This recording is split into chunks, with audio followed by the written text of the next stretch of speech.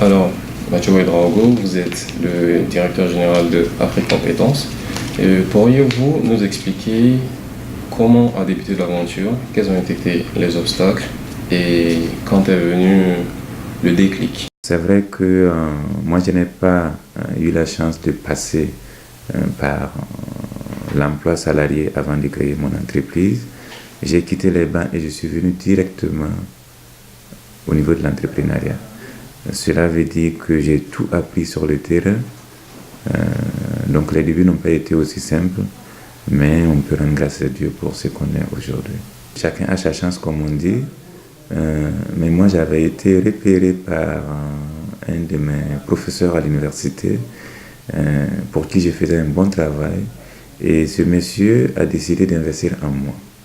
Il m'a convaincu que je peux réussir au Maroc comme dans mon pays d'origine, ou aux États-Unis ou en Europe.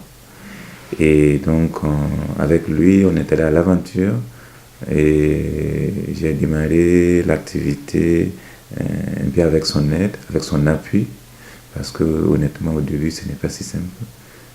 Mais Dieu merci, bon, il m'a appuyé jusqu'à ce que je grandisse, et il est sorti du capital en fait de la société. Comment voyez-vous le développement de votre entreprise dans les prochaines années à venir? Resterez-vous installé au Maroc ou est-ce que vous comptez vous développer à partir de l'extérieur? C'est vrai que notre entreprise a plus de 10 ans d'existence et nos ambitions aussi sont grandes. Je pense que dans les années à venir, nous allons beaucoup nous déployer dans les différents pays de la sous-région et pour être un peu plus près du client. Donc, ça peut amener à déplacer légèrement le centre d'intérêt de la société, mais pour le moment, le siège reste au Maroc, et qui constitue un peu le tremplin ou une plateforme de redéploiement vers le sud. En tant que Burkinabé installé au Maroc depuis plusieurs années, comment contribuez-vous au développement de votre pays d'origine? Déjà, il faut savoir que je rentre au Burkina presque chaque mois. Chaque mois, je rentre au Burkina, où je suis dans la sous-région dans le cadre de nos activités. À travers le Conseil burkinabé de l'extérieur, qui nous sollicite au même titre que les Marocains résidant à l'extérieur pour contribuer au développement de notre pays. Donc nous sommes engagés dans quelques projets aussi à forte valeur ajoutée, vu l'expérience que nous avons pu tirer en étant à l'extérieur. Donc nous sommes engagés dans quelques projets qui constituent aussi notre contribution au développement de notre pays. Une dernière question, M. Ouedraogo. Quel conseil pourriez-vous donner à ces jeunes étudiants qui sortent de l'université ou à ces professionnels qui voudraient se lancer professionnellement au Maroc? C'est vrai que quand nous étions étudiants et quand j'avais fini, la plupart de mes promotionnaires sont rentrés au pays ou bien sont allés en Europe pour suivre leurs études.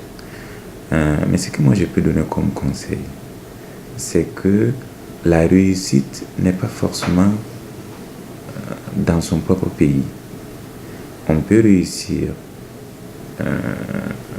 au Maroc, comme on peut réussir en Europe, comme on peut rentrer et réussir chez soi. Alors, moi j'ai pris le risque d'investir au Maroc. Et je peux dire que ça m'a réussi. Encore plus que le Maroc a des ambitions d'intégration dans la sous-région ouest-africaine, moi je pense qu'il y a des opportunités à saisir et que nos jeunes frères qui finissent les études ou qui viennent d'ailleurs, qui veulent s'installer au Maroc, moi je les encouragerai beaucoup. Pourquoi? Parce que nous sommes dans une dynamique de coopération sud-sud. Et qui dit coopération sud-sud, ce n'est pas uniquement les Marocains qui vont investir dans nos pays.